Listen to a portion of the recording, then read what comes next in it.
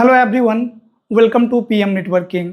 Guys, मैं ये video PM networking Hindi subscribers के लिए बना रहा हूँ। अगर आप एक नेटवर्क इंजीनियर हैं या फिर नेटवर्क इंजीनियरिंग की प्रिपरेशन कर रहे हैं, एक स्टूडेंट हैं, दोनों के लिए एक क्वेश्चन है जो बहुत मैटर करता है। चाहे आप इंटरव्यू की बात करें या फिर आप अपने एनवायरनमेंट में रियल टाइम प्रोडक्शन नेटवर्क में बात करें। क्वेश्चन ये है कि what are the differences between a router and switch. And काफ़ी नेटवर्किंग स्टूडेंट्स एंड इंजीनियर बोलते हैं कि router works at layer 3, switch works at layer 2।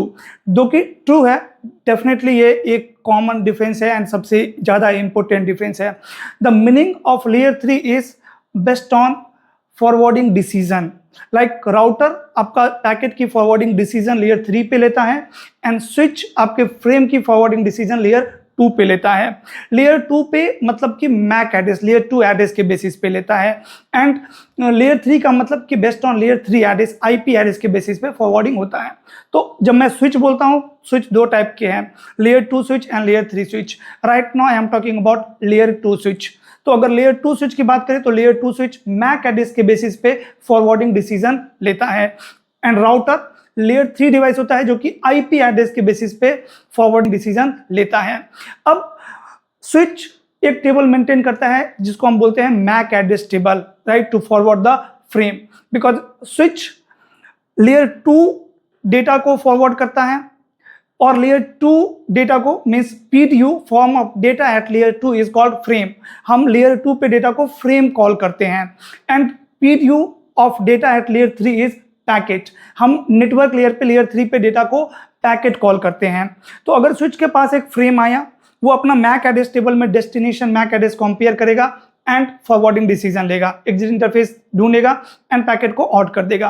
और राउटर के पास अगर कोई पैकेट आया, राउटर लेयर 3 एड्रेस चेक करेगा, डेस्टिनेशन आईपी एड्रेस, अपना राउटिंग टेबल लुकअप करेगा, एग्जिट इंटरफेस फाइंड करेगा एंड पैकेट को फॉरवर्ड कर देगा। तो देखो, बिहेवियर वाइज दोनों की फंक्शन सेम है। The main job of router and switch is forwarding data, frame और data पैकेट। चाहे वो पैकेट है या फ्रेम है, दोनों का काम है फॉरवर्ड करना, एक इंटरफेस पे रिसीव करना, दूसरे इंटरफेस से फॉरवर्ड करना। Like whenever your switch or router is going to receive data, it will process, right, it will make some decision and after that takes forwarding decision.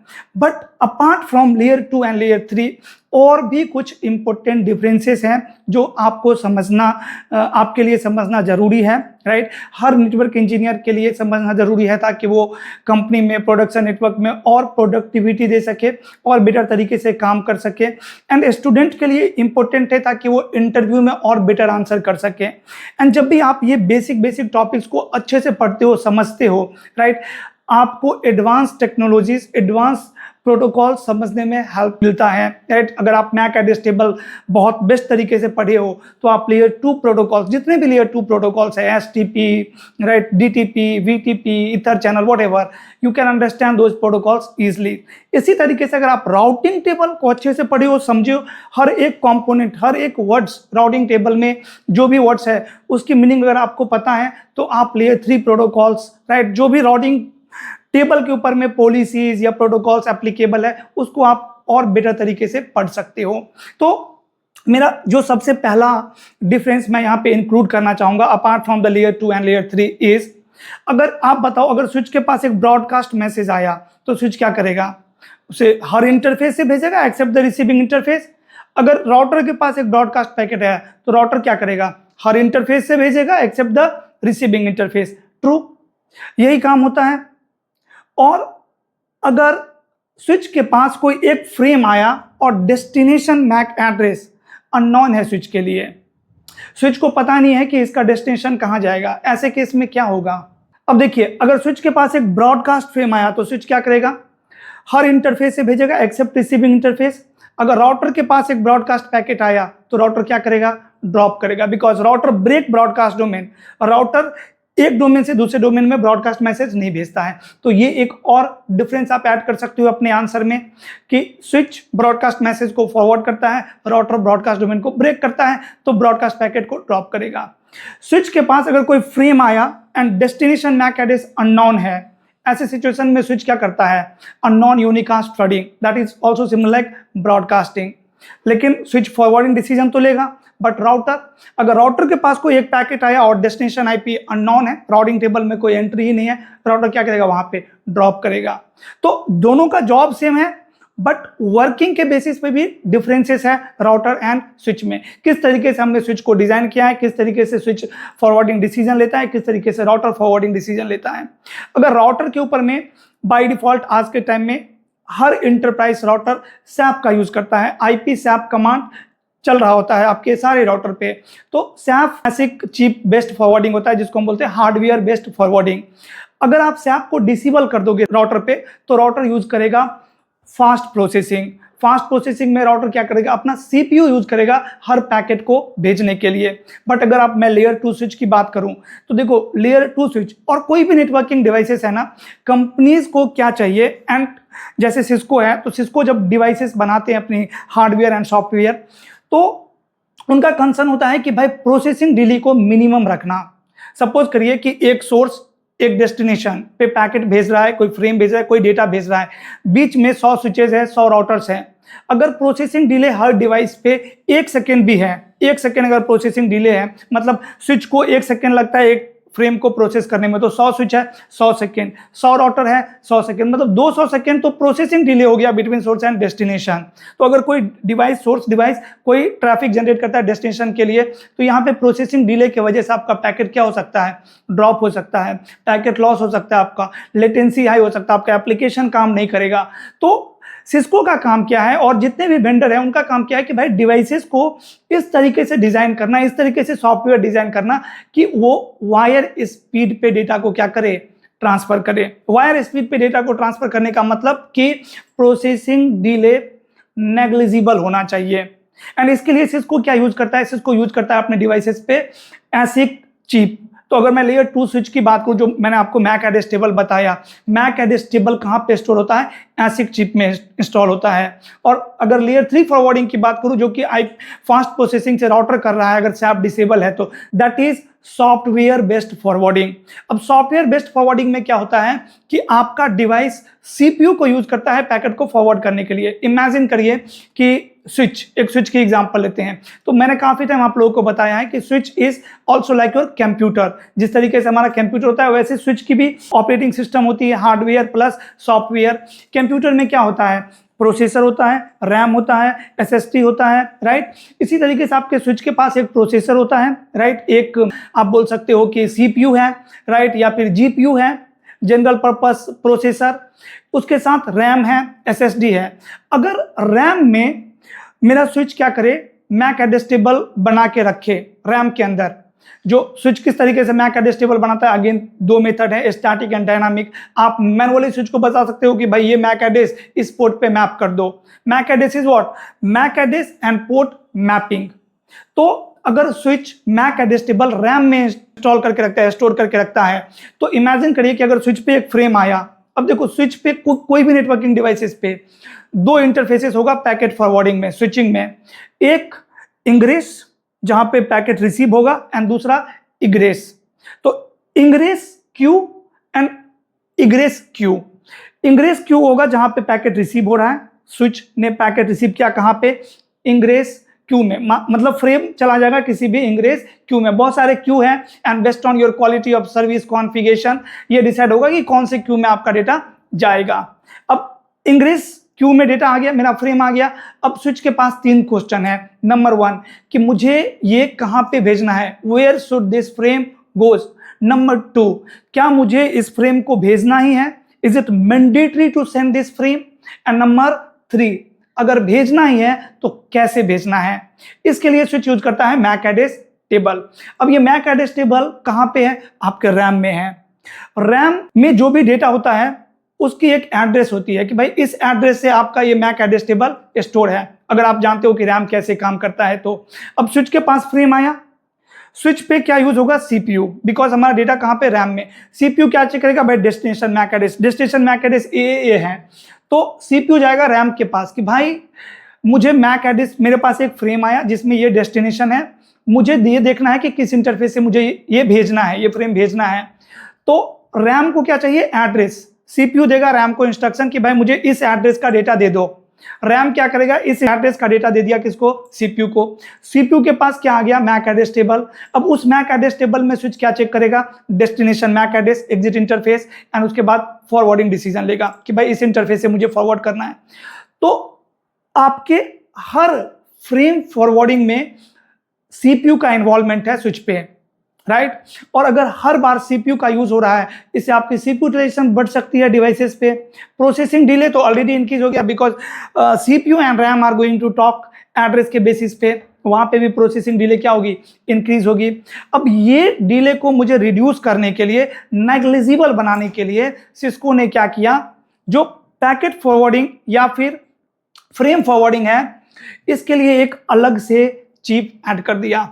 आपका जो normal आपका laptop है या computer है, इसी तरीके से स्विच के ऊपर में एक सीपीयू है या फिर जीपीयू है जिसमें रैम, एसएसडी वगैरह है, एंड एक एक्स्ट्रा हार्डवेयर ऐड कर दिया, एसिक चिप, जिसका काम है सिर्फ और सिर्फ डिसीजन लेना कि भाई मुझे कहां से फ्रेम को भेजना है। देखो, अगर मैं एसिक के बारे में आपको और बताऊं तो एसिक एक चिप है सिमिलर लाइक योर CPU और GPU, but difference is it is going to make decision and it is not going to use CPU। ये CPU से अलग है। अब आपका CPU अलग काम में बिजी है, अपना काम सारा कर रहा है, और एसिक टेबल में, एसिक को बोलते हैं CAM table, content accessible memory. सिर्फ और सिर्फ इस टेबल का काम होता है कंटेंट को एक्सेस करना। जो मैक एड्रेस टेबल है वो कहां पे है, कैम टेबल में। कैम टेबल, अब स्विच के पास फ्रेम आया, वो कैम टेबल में चेक करेगा और फॉरवर्ड डिसीजन ले लेगा। तो लगभग में प्रोसेसिंग डिले नेग्लिजिबल, 0 हो जाएगा यहाँ पे। And this is called wire speed switching. Wire के स्पीड में आपका स्विचिंग, वायर स्पीड मतलब कि आपके जो वायर की स्पीड है वो उस स्पीड से डिवाइस के ऊपर में डेटा फ्रेम फॉरवर्ड होना चाहिए। तो इसके लिए स्विच और सिस्को ने क्या यूज किया, एसिक चिप। एसिक चिप के अंदर में आपके जैसे इस टाइप के टेबल, मैक एड्रेस टेबल, आपके ACL की पॉलिसी, आपकी QS की policy, that is called T CAM. अब यहाँ भी डिफरेंस है, कैम टेबल और टी कैम टेबल। और एक स्विच के ऊपर में मल्टीपल टी कैम होगा, राइट, जैसे ACL के लिए, QS पॉलिसी के लिए, और एक कैम टेबल होगा। Cam table is your ASIC chip. अब अगर कोई फ्रेम स्विच के पास है और उसे फॉरवर्ड करना है तो स्विच CPU का यूज नहीं करेगा, और इस तरीके से सिस्को ने डिले, प्रोसेसिंग डिले नेग्लिजिबल कर दिया स्विचेस पे। तो स्विच यूज करता है ASIC chip to forward the frame. And router पे भी अब आज के टाइम में हम SAF यूज करते हैं, तो SAF is also ASIC based forwarding, this is called hardware based forwarding. But अगर SAF डिसेबल है राउटर के ऊपर में, then router is going to perform software based forwarding. Software based forwarding में क्या होता है कि हर डेटा पैकेट को भेजने के लिए आपका डिवाइस CPU का यूज करेगा, जिसके वजह से प्रोसेसिंग डिले इंक्रीज हो जाती है, डिवाइस पे CPU यूटिलाइजेशन इंक्रीज हो जाती है, एंड रैम की साइज, रैम की कंजम्पशन भी इंक्रीज हो जाती है, जिससे आपकी परफॉर्मेंस रिड्यूस हो जाती है। तो इसीलिए सिस्को ने SAF लेके आया फॉर राउटर। तो एक ये भी बहुत इंपॉर्टेंट डिफरेंस है बिटवीन स्विच एंड राउटर। सबसे पहला लेयर, दूसरा कि स्विच जो है सो लेयर 2 एड्रेस के बेसिस पे ट्रैफिक को फॉरवर्ड करता है, राउटर लेयर 3 एड्रेस के बेसिस पे फॉरवर्ड करता है। राउटर राउटिंग टेबल मेंटेन करता है, switch MAC address table maintain करता है। तीसरा फॉरवर्डिंग, राइट, बिहेवियर, कि अगर कोई ब्रॉडकास्ट पैकेट आया स्विच के पास तो स्विच उसे किस तरीके से ट्रीट करेगा, अगर राउटर के पास ब्रॉडकास्ट पैकेट आया तो किस तरीके से ट्रीट करेगा। अगर डेस्टिनेशन अननोन है तो उस ऐसे सिचुएशन में स्विच अननोन यूनिकास्ट थ्रेडिंग करेगा, राउटर ट्रैफिक को ड्रॉप करेगा। तो अगर ये सारे डिफरेंसेस आप अपने आंसर में इंक्लूड करेंगे इंटरव्यू में, आपको हेल्प मिलेगा इंटरव्यू क्लियर करने के लिए। इंटरव्यू आप इजीली क्लियर कर सकते हो। एंड अगर आपको ये सारी अंडरस्टैंडिंग है तो आप बहुत इजीली जो लेयर 2 एंड लेयर 3 प्रोटोकॉल्स है वो भी सीख सकते हो। एंड ऐसे और भी बहुत सारे डिफरेंसेस हैं, राइट, स्विच एंड राउटर के बीच में, based on their behaviour, how they process traffic. और अगर आप ये सब डिटेल में सीखना चाहते हैं तो हमारे पास एक CCNA plus CCNP combo course है, जहां पे हम आपको कंप्लीट एंटरप्राइज नेटवर्क सिखाते हैं फ्रॉम द स्क्रैच। ये कोर्स सारे स्टूडेंट के लिए हैं जो नेटवर्किंग में अपना कैरियर बनाना चाहते हैं, as well as for every networking professionals जो ऑलरेडी काम कर रहे हैं but feel like my career is stuck because of my technical skill. तो अगर आपने कभी CCN एंड CCNP बेस्ट तरीके से नहीं पढ़ा, पढ़ने का मतलब networking is just 30% theory, it's 70% practical. आपने बहुत सारे लैब्स नहीं परफॉर्म किए, ये सारी चीज़ें ASIC based forwarding, hardware based forwarding, software based forwarding, अगर ये सब चीज़ें नहीं पढ़ा then it's time to relearn it, right. तो दोबारा थोड़ा सा टाइम इन्वेस्ट करिए, थोड़ी सी सैलरी इन्वेस्ट करिए एंड आप अपने नेटवर्किंग स्किल को नेक्स्ट लेवल पे ले जाइए। एक पहले फाउंडेशन बिल्ड करिए, राइट। ये सब बहुत बेसिक चीजें हैं बट बहुत इंपॉर्टेंट है। Today networking is SDN, software defined networking. Everyone is talking about SDN, everyone is using SDN. Almost all the companies are moving towards SDN. But मैंने देखा है वही स्टूडेंट, वही इंजीनियर्स SDN को बेस्ट तरीके से समझ पाते हैं जिनके पास फाउंडेशन है, जिन्होंने CCNA एंड CCNP बेस्ट तरीके से किया हुआ है। इसीलिए मेरे लिए भी SD-WAN हमारे CCNA CCNP स्टूडेंट को पढ़ाना बहुत आसान है, रेदर देन कि कोई हमारे पास डायरेक्ट SD-WAN कोर्स के लिए आए। जब भी हमारे पास स्टूडेंट ऐसे आता है कि मुझे SD-WAN कोर्स करना है, this is my first course at PM networking, it's very tough for me to teach SD-WAN। But जो CCNA CCNP मेरे से कंप्लीट किया उनको SD-WAN पढ़ाना मेरे लिए बहुत आसान है बिकॉज दे हैव फाउंडेशन। यही मेन डिफरेंस है, राइट। तो अगर आपका कोई डाउट है इस वीडियो से, आप कमेंट सेक्शन में पूछ सकते हैं, definitely I will clear that in another video. And अगर आप CCNA plus CCNP combo course के लिए इंटरेस्टेड हैं तो आप pmnetworking.in वेबसाइट है मेरा, यहाँ पे विजिट करिए, कोर्स की डिटेल चेक करिए एंड देखिए कब नया बैच स्टार्ट हो रहा है।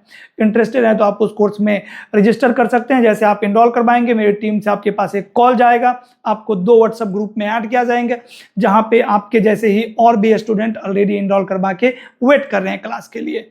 फिर मैं मिलूंगा आपको लाइव क्लास में एंड 1 by 1 सारे टॉपिक को from designing to configuration, troubleshooting to performance optimization based on real time network scenario, हम सब डिस्कस करेंगे from the scratch.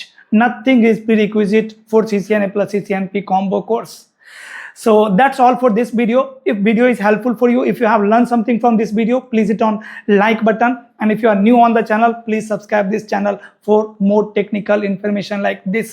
I will see you soon in next video. Till then, stay safe. Bye bye.